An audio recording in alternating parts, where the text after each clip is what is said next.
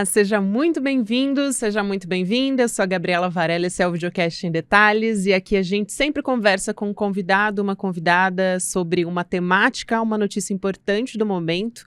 Hoje a gente vai falar sobre o movimento VAT, é um movimento Vida Além do Trabalho. E, como o próprio nome já diz, esse movimento começou nas redes sociais, tem adesão principalmente dos jovens, né? Começou ali no TikTok, para reduzir a jornada de trabalho. Eu vou falar a respeito disso e de outros aspectos do trabalho também com a Ingrid Geromilic, eu já conversei com ela aqui, para quem acompanha o Em Detalhes há mais tempo. A Ingrid é psicanalista e também apresentadora do programa Brasil no Divã, na Carta Capital. Ingrid, é um prazer falar contigo mais uma vez.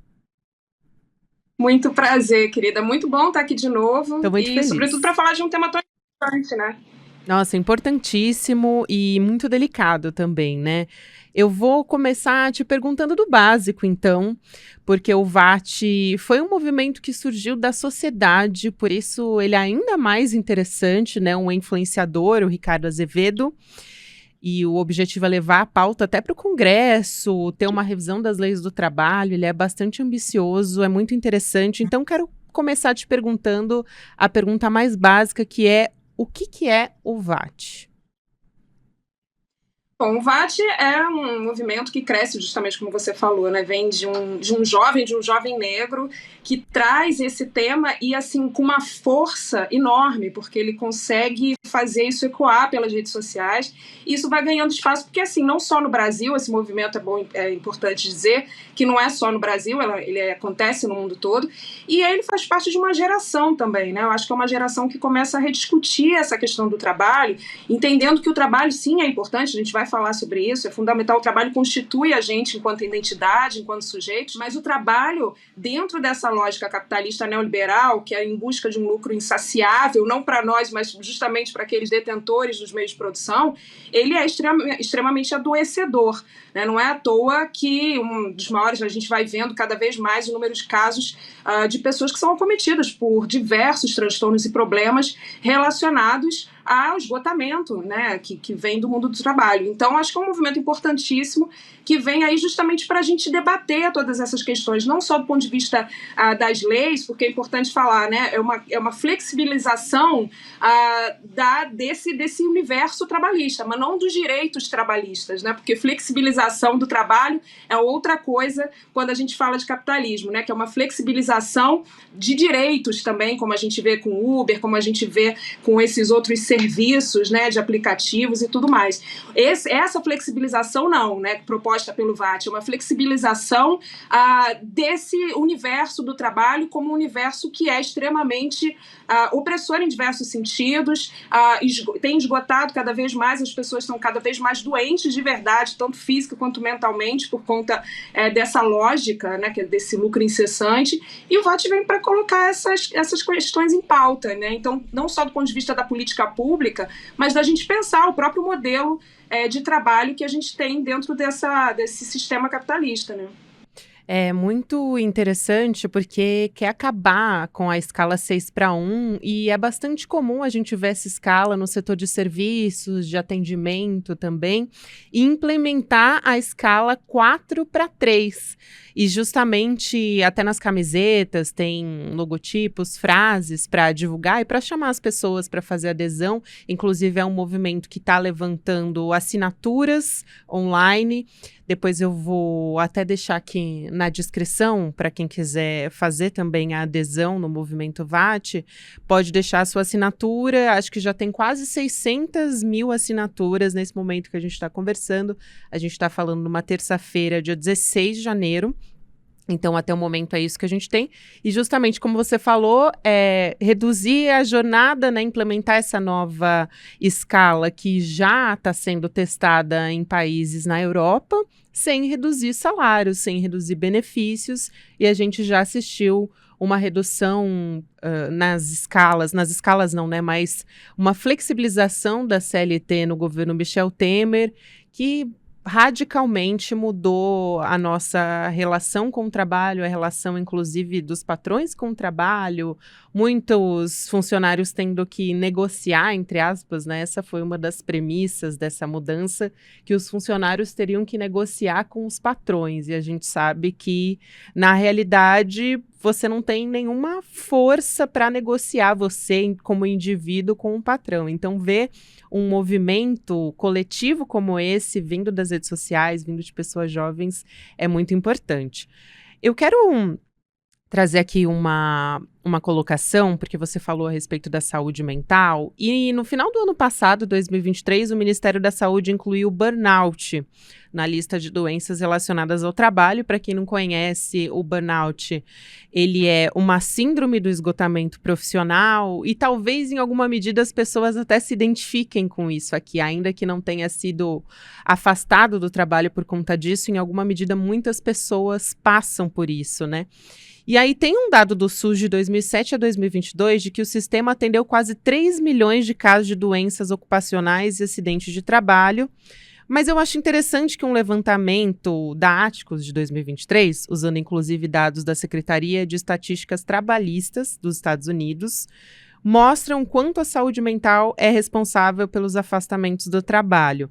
Então, ansiedade, estresse, questões ligadas à saúde mental, né, Ingrid, que é o nosso principal foco aqui, representam mais da metade, 52%, na lista de acidentes de trabalho. Eu fiz toda essa digressão porque aqui no Brasil os transtornos mentais relacionados ao trabalho são a terceira maior causa de afastamento, então a conta não fecha.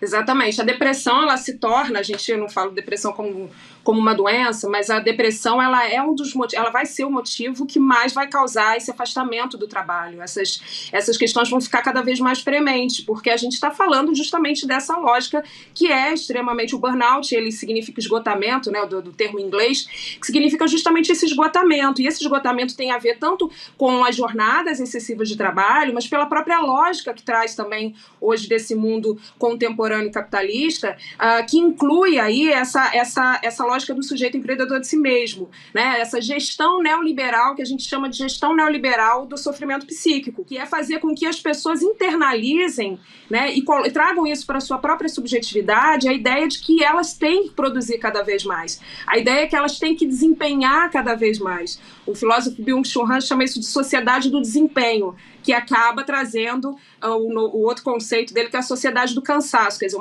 tem um nexo causal aí, né? Essa lógica do desempenho, da meritocracia, esse louvor, né, ao trabalho no sentido de desempenho, de um gerenciamento ali desse sujeito enquanto um sujeito principalmente laboral, como máquinas, né? Então a gente acaba também absorvendo. Eu acho que o grande diferencial que a gente tem do neoliberalismo para o capitalismo de outro período da história é que é justamente esse pulo do gato, é quando você começa a fazer com que o próprio sujeito internalize essa lógica e fazendo com que ele se sinta, se não conseguir atuar dentro dessa necessidade de performance, de produtividade, ele se sente como um fracassado. Então eu acho que essa é a grande questão, porque esse sujeito está esgotado, estamos esgotados, o mundo do trabalho traz isso para a gente, mas muitos de nós ainda nos sentimos fracassados, como se fosse um fracasso pessoal, né? Eu acho que tem casos clínicos que a gente pode trazer aqui, casos reais, por exemplo, de esgotamento ou de transtorno de estresse pós-traumático. No caso de um segurança, que é uma história real, de um segurança que trabalhava num banco e ele não conseguiu enfrentar ali um assalto, não conseguiu impedir um assalto dentro do seu ambiente de trabalho. Isso gerou uma série de consequências negativas para ele, tanto do ponto de vista da relação com seus colegas, com seus superiores lá dentro, enfim. Foi uma série de problemas. E aí ele começou a ter uma série de sintomas, depressão, ansiedade.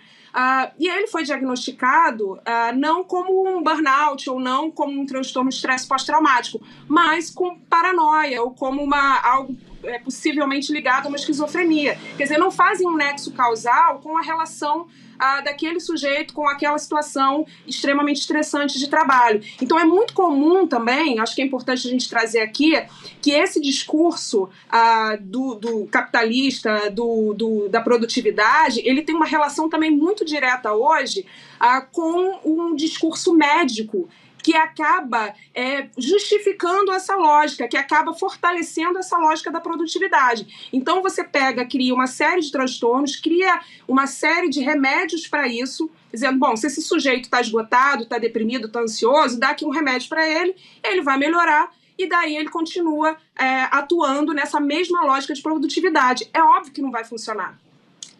Mas aí acontece isso, quer dizer, você coloca a culpa no sujeito. Você fala, bom, se ele não melhorou, é porque ele tem aí as questões, né, internas dele, pessoais, que não permitem a ele melhorar. Mas a gente está dizendo que é comprovado cientificamente que esse sujeito deveria melhorar se ele se esforçasse para tal. Eu acho que essa que é a grande questão, né, que joga toda essa responsabilidade para o sujeito. Isso é um motivo de maior angústia que a gente tem hoje, né, entre tantas outras que a gente vive, mas essa, com certeza, essa questão do trabalho é uma das maiores angústias que o sujeito contemporâneo tem vivido. Com certeza, a responsabilidade vira do indivíduo e não desse ambiente, muitas vezes um ambiente tóxico de trabalho, que causou, que produziu todas essas sensações nesse indivíduo, né? E claro que a pessoa tem direito ao descanso, à saúde mental, porque ela tem, e não para ter um desempenho mais produtivo no trabalho,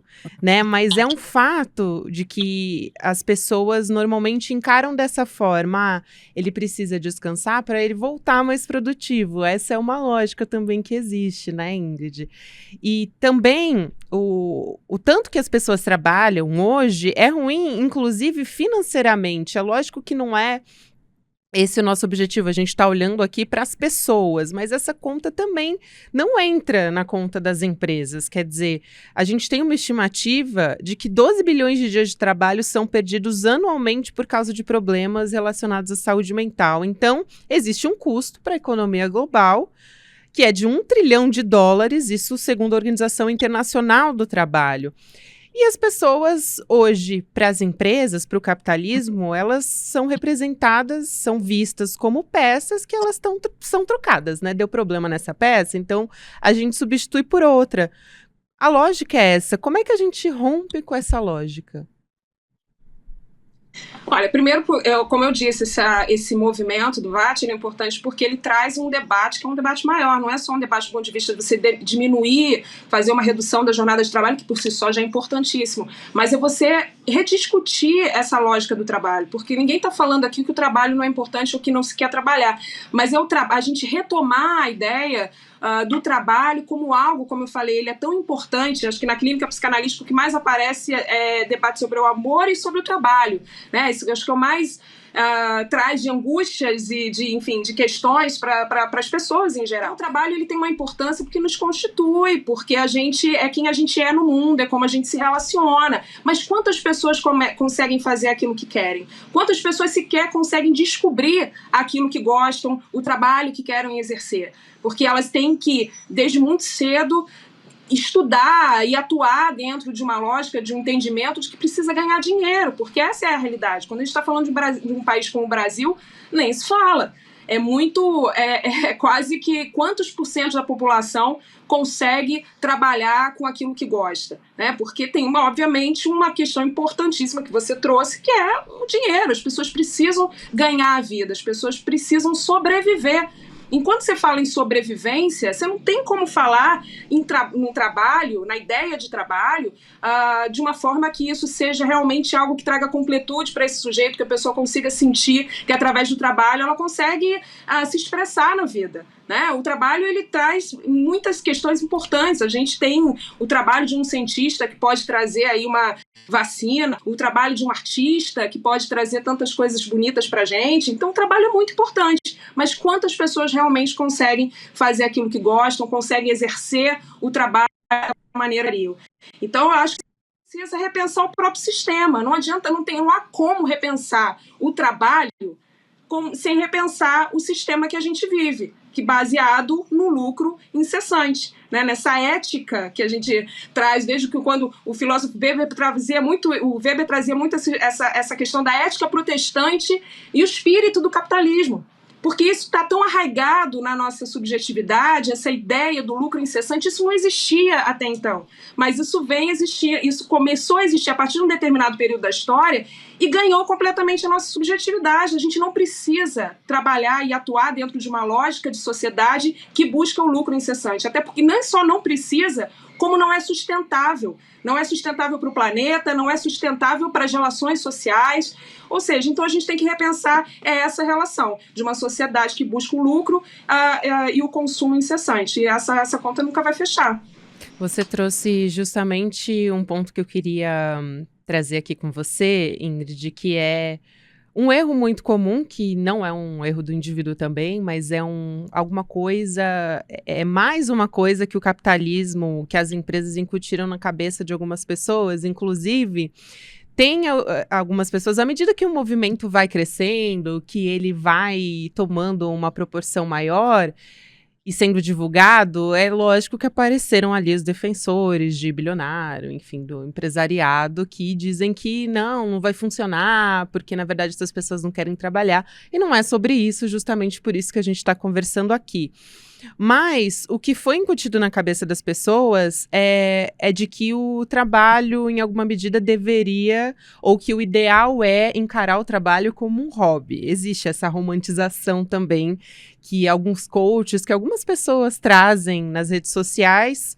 E a partir do momento que você normaliza isso, uma carga horária de 12 horas passa a ser ok, passa a ser normal, porque eu tô fazendo o que eu amo, então faz sentido, né, para mim.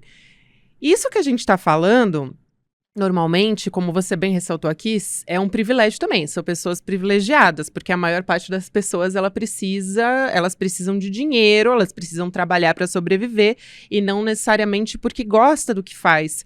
Mas eu queria te ouvir sobre essa lógica, né, sobre essa romantização, e o quanto esse discurso também é muito perigoso. Eu acho que tem dois discursos quando eu falei dessa ética protestante, que as pessoas no início do capitalismo, né, o capitalismo não como a gente tem hoje, mas o capitalismo moderno, trazia aquela coisa do Deus ajuda quem cedo madruga, então tinha uma questão ali muito relacionada à religião, então as pessoas trabalhavam porque achavam que assim elas iriam para o céu. Hoje a questão é outra, né? Hoje é outra forma de ganhar essa subjetividade. É engraçado porque a Margaret Thatcher, que é considerada a mãe do neoliberalismo, ela, numa entrevista emblemática, ela fala assim, olha, a economia é só um instrumento. A gente precisa mesmo ganhar corações e mentes. Ou seja, a gente precisa não só implementar uma política para os governantes, mas, sobretudo, para os governados. Então, as pessoas acreditam, eu acho, muito nessa ideia, como eu falo do sujeito empreendedor, de si mesmo, nessa ideia de que quanto mais ele produzir, mais feliz ele pode ser, mais perto da felicidade, porque tem uma relação também muito, hoje, intrínseca entre sucesso nesse ponto de vista do material com a felicidade. Então, esse sujeito, quando está buscando esse sucesso, ele está buscando a felicidade também, porque é isso que os livros de autoajuda, que os coaches estão trazendo para ele, e essa ideia de que ele precisa sempre, o tempo todo, ele precisa se desafiar. Né? Ele pode ser melhor.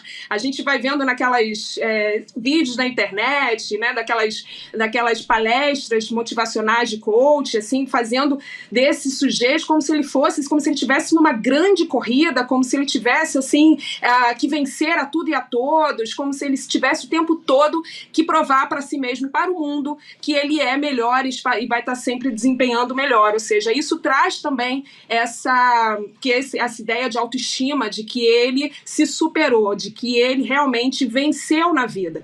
Então é essa lógica que os coaches trazem hoje, que é muito perigosa, obviamente, porque isso nunca vai acontecer. Essa felicidade nunca vai existir, porque primeiro ela não existe dessa forma. A gente pode aqui discutir até o que é felicidade, mas com certeza a felicidade não está relacionada ao sucesso material. Não é à toa que a gente está vendo tanta gente, ainda que tenha chegado até o sucesso material, que não se sente feliz, ou que está em depressão, ou que está, enfim, apresentando outros transtornos. Então, eu acho que a gente precisa romper também com essa lógica da ideia de felicidade estar atrelada ao sucesso material. Enquanto isso estiver acontecendo, as pessoas vão estar sempre nessa busca porque quem não quer ser feliz? Né? E se a gente está hoje dentro de uma lógica de que a felicidade é a partir disso que está nos manuais dos livros de autoajuda e dos coaches, é isso que essas pessoas vão perseguir. E, obviamente, vão se frustrar lá na frente. Não é à toa que a gente está falando sobre esse tema aqui, né? Que a gente, de esgotamento e de tudo isso. A sociedade é, de fato, a sociedade do cansaço e do esgotamento. Aí você falou de autoestima e também de competitividade, porque você faz essa pessoa acreditar que ela precisa ser melhor do que todo mundo que está ali. Então, também, isso é uma lógica de competição que é, além de ser desumana, é bastante desigual. A gente está falando aqui de uma jornada de 6 para 1 e justamente ela afeta as pessoas que trabalham com o setor de serviço, principalmente, com o setor de atendimento.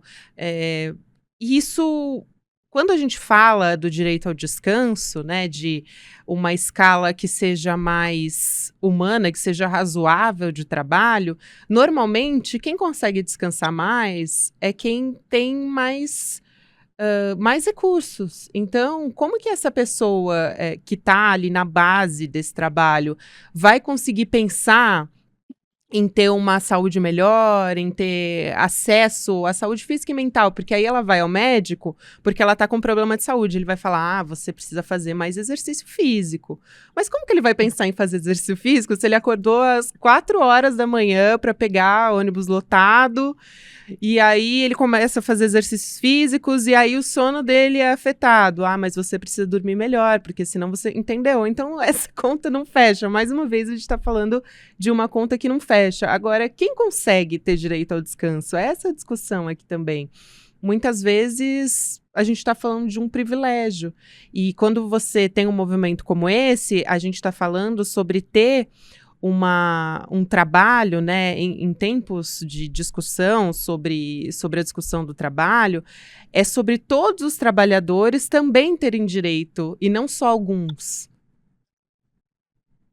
Exatamente, com certeza. E quando a gente vai ver que um líder do movimento aqui no Brasil é um jovem trabalhador negro, acho que isso representa muitas camadas desse Brasil, de fato, que realmente precisa disso e discutir isso, porque ainda tem, obviamente, uma lógica de, olha, mas você devia estar feliz porque está empregado. Porque de fato, no Brasil, um país que a gente tem tanta desigualdade e desemprego, as pessoas têm essa mentalidade, então ainda não existe uma mentalidade de que, não, olha, se trabalha demais e precisa trabalhar menos, porque muita gente ainda sequer está conseguindo entrar no mercado de trabalho. Então, claro que todas essas camadas precisam estar em xeque, por isso que eu falo que a gente não dá para discutir o mundo do trabalho, assim como não dá para discutir saúde mental de forma compartimentada. A gente tem que falar sobre o sistema, que é esse sistema que nos oprime, porque o trabalho em si, como eu disse, ele é importantíssimo, ele realmente é algo que nos constitui, mas o trabalho dentro desse contexto,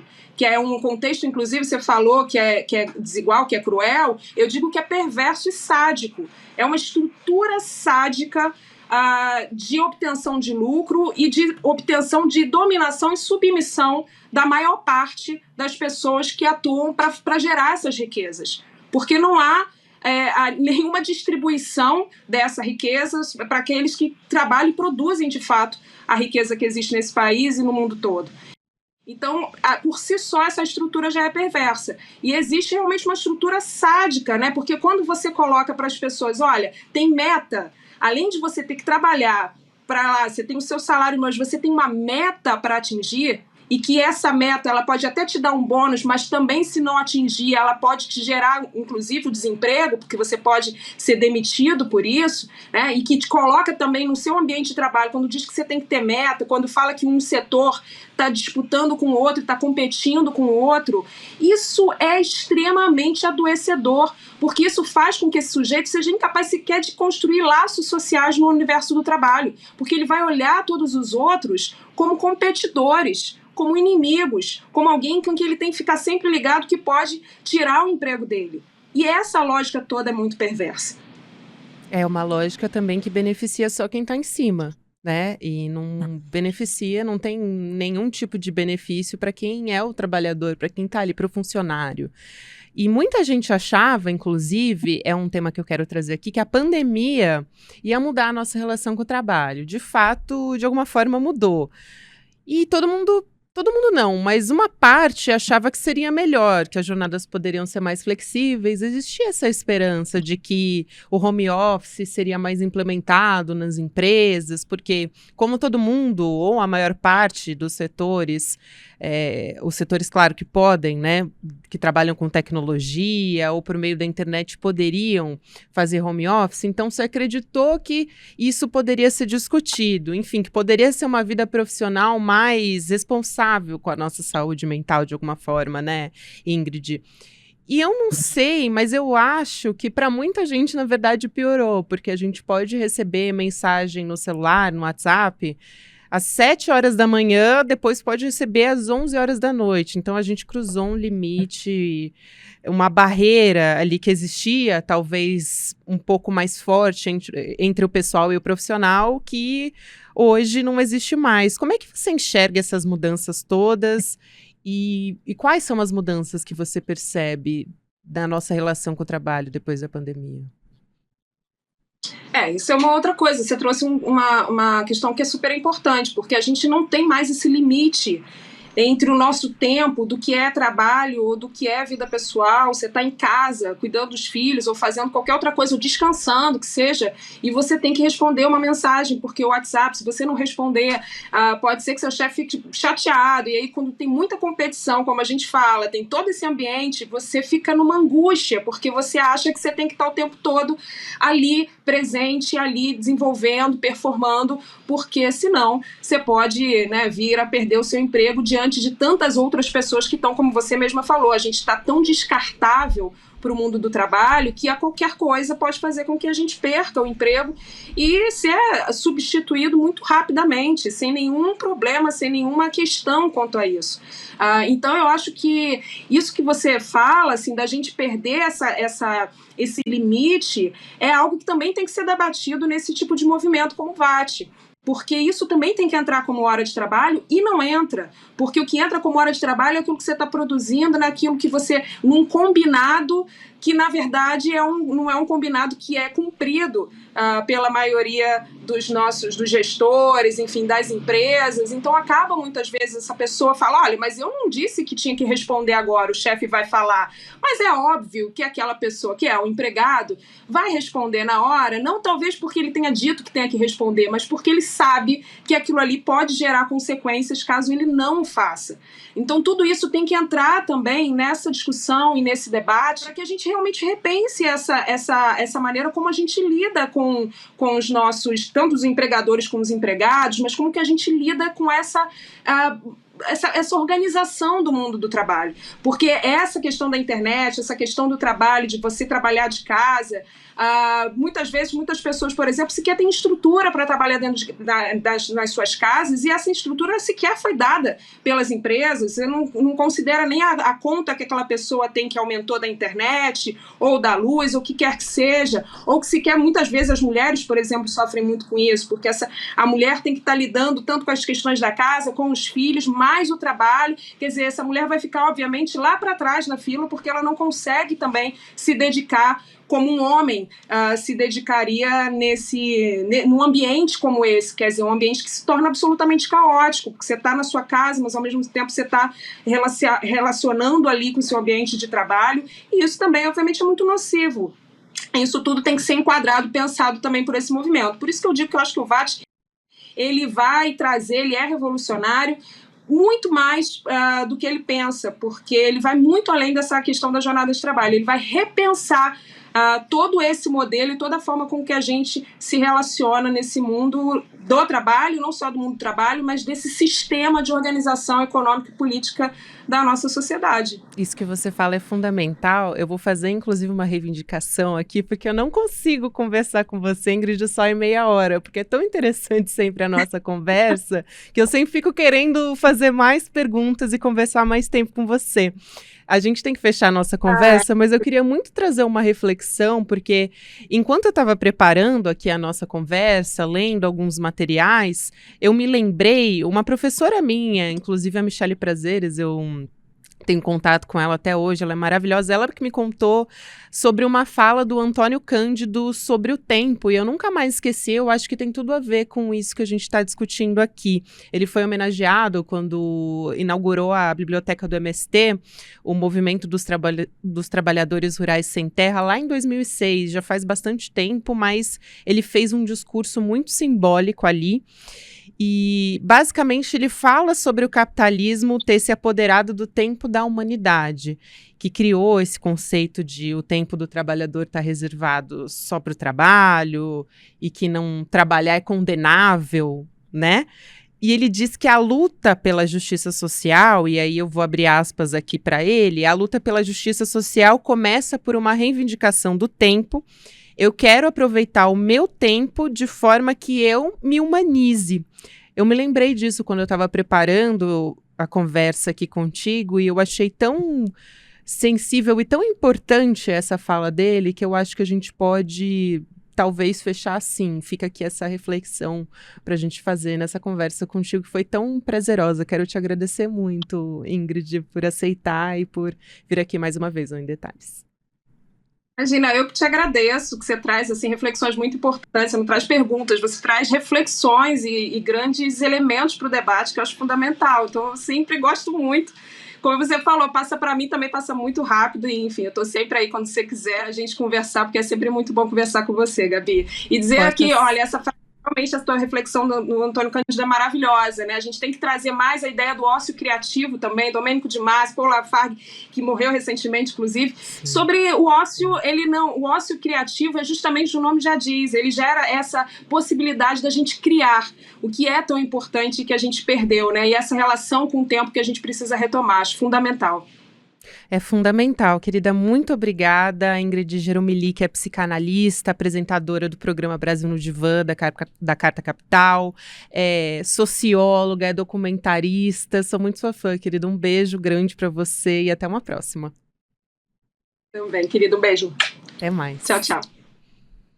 O Videocast em Detalhes fica por aqui. O próximo episódio vai ao ar às 10h30 da manhã, ao vivo no YouTube, por onde você acompanha toda a nossa programação no ICL Notícias. E antes de encerrar aqui, eu quero lembrar você que tem Mapa da Mina. Tá chegando o Mapa da Mina de 2024.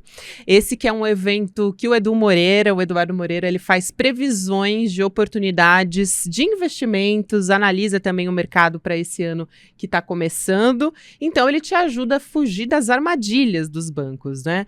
Esses eventos que os bancos, que as corretoras fazem e costumam cobrar por esse tipo de evento, de informação, em eventos exclusivos, aqui no ICL você pode ter acesso totalmente de graça. Ano passado, inclusive, o Edu acertou todas as previsões, então, se eu fosse você, eu não perderia mais uma vez o Mapa da Mina agora em 2024. Você pode garantir a sua vaga em edu1.com.br/em detalhes, lembrando que o encontro vai ser no dia 28 de janeiro, às 8 horas da noite, então, um domingo. Normalmente é um dia que a gente está mais tranquilo e consegue assistir o conteúdo com um pouquinho de mais calma, então você pode participar e chamar os amigos também para ficar ligado e conseguir, né, gente, salvar um dinheirinho, que é o que a gente sempre está tentando fazer todo começo de ano. É isso, muito obrigada a você que me acompanhou até aqui. Lembrando que agora você fica com o Videocast Mercado e Investimentos, depois tem Rolê ICL, 6 horas da noite tem ICL Notícias segunda edição, e você pode nos ouvir em todas as plataformas de áudio. Obrigada e até amanhã. E aí, galera, tem super novidade na área. Tá vendo aqui atrás? O site do ICL Notícias está on! É isso aí, o maior jornal da internet no Brasil agora tem a sua versão portal também, com a mesma luta e a mesma independência, levando até vocês todos os dias as melhores notícias. Acesse de onde você estiver, www.iclnoticias.com.br. A gente chegou para fazer jornalismo de verdade, sem rabo preso com ninguém. Nosso compromisso com a verdade e com a mudança. Eu quero dar para vocês da nossa comunidade uma missão, um pedido de ajuda. Pega esse link e envia para todos os seus contatos do Telegram, do WhatsApp. A gente precisa fazer essa novidade chegar para todo mundo. Onde tiver notícia, o portal ICL Notícias vai estar lá, com independência e seriedade. Clica lá e mande para os seus amigos. Vambora! A revolução está só começando.